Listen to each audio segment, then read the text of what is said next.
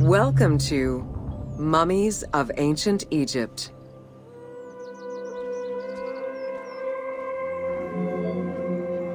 The mummification process used by ancient Egyptians was highly ceremonial in nature.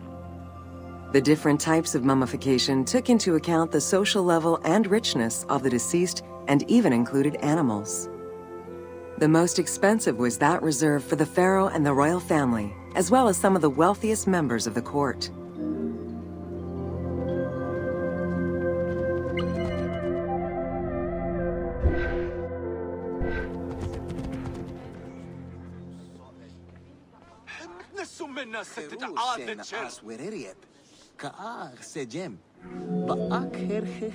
The first step was cleaning.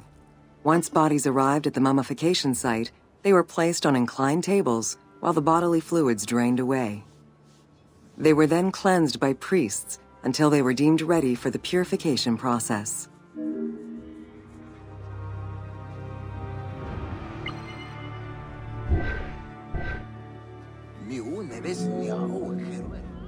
The purification of the body began with a libation from sacred water. The priest then fumigated the body with terebinth resin. After the ritual cleansing, priests used oils, spices, and all kinds of essences to further purify the body of the deceased. Finally, all body hair was meticulously removed.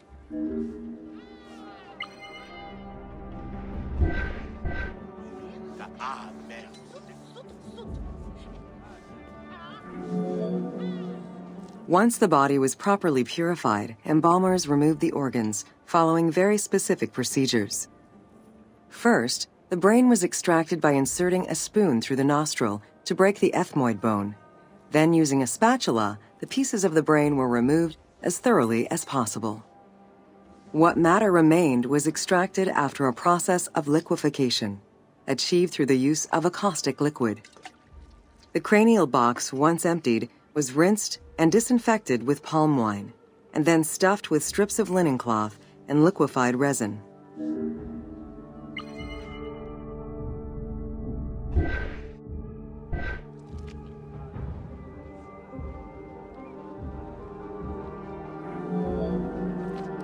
After taking care of the brain, embalmers made an incision on the left flank and carefully set aside the viscera. The inside of the body was also rinsed with palm wine. Then the embalmers filled the belly with pure myrrh, cinnamon, and other perfumes and sewed it shut. The removed viscera were washed in palm wine and packed in crushed herbs before being placed in canopic jars.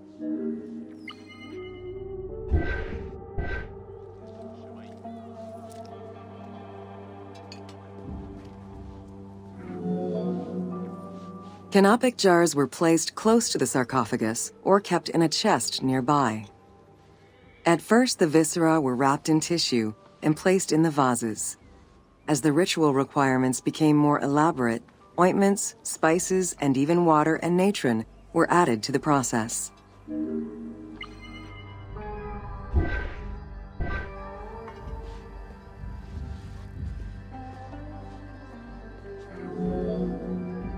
Towards the middle of the New Kingdom, canopic jars assumed the appearance of the 4 sons of Horus. They were known as the protectors of the viscera. These protectors had their own guardians, each a goddess of the dead. Imseti, the human-headed god, protected the liver and was protected by the goddess Iset.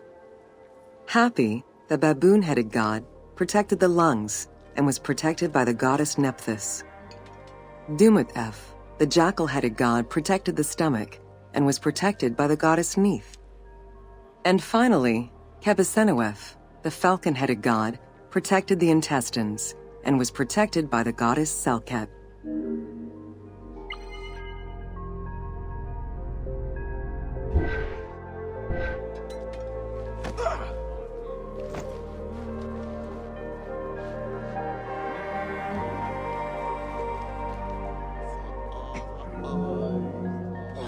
Natron is a naturally occurring mineral found in evaporite. These sedimentary rocks are made up of mineral salts and were generally mined from lake beds in Egypt.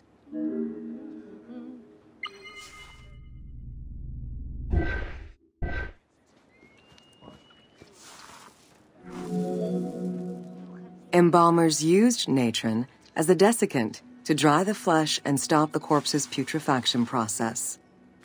Once the body was cleansed and eviscerated, the deceased was covered in natron for about 40 days. Once desiccated, the body was prepared to be wrapped in strips of linen.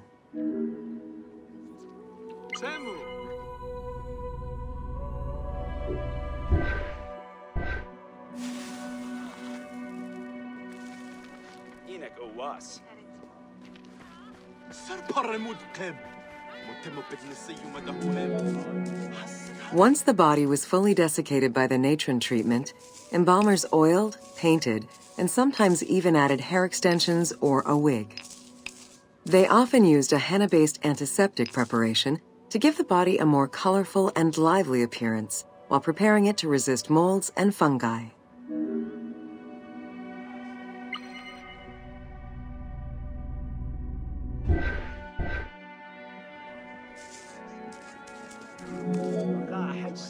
Next came the phase which gave mummies their most well-known appearance, the wrapping.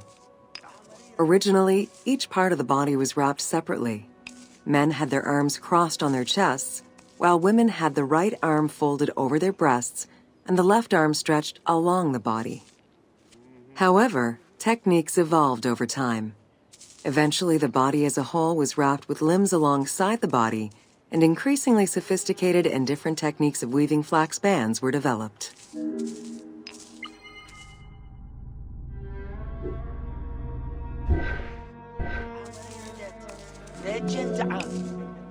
In addition to the jewelry and amulets arranged on the skin of the deceased, amulets were also carefully inserted into the weaving of the linen strips. Each amulet was linked to a myth or to an ideological belief related to rebirth.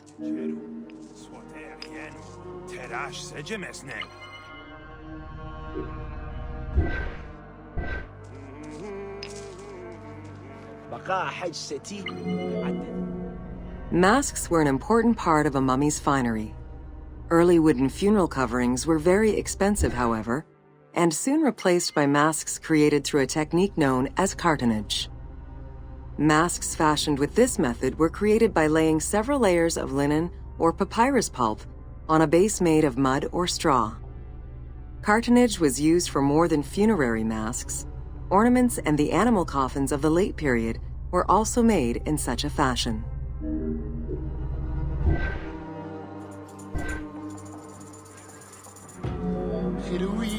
Cartonnage evolved to cover the entire body of the mummy during the 22nd dynasty. The mummies were placed on a board inside a rigid envelope of cartonnage, which was laced at the back with a string. Extremely cost-effective and visually pleasing, this technique was very popular through all layers of the society.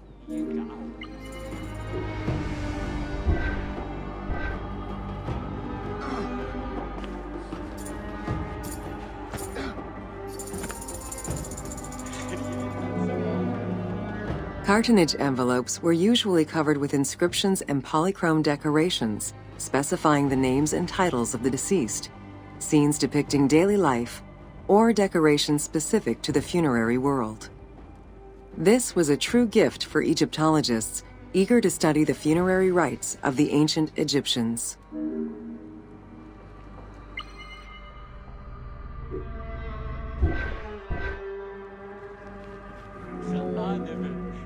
Once the mummy was properly wrapped and adorned, the embalmers proceeded with the ceremony of the opening of the mouth. A vital step of the funerary process, this ceremony was meant to bring back to life the deceased themselves or an object representing the deceased.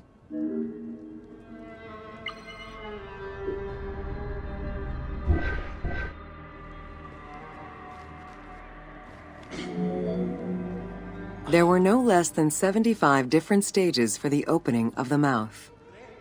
It required the application of the same oils, ointments, spices, and perfumes used during the mummification process. Makeup was sometimes part of the process as well.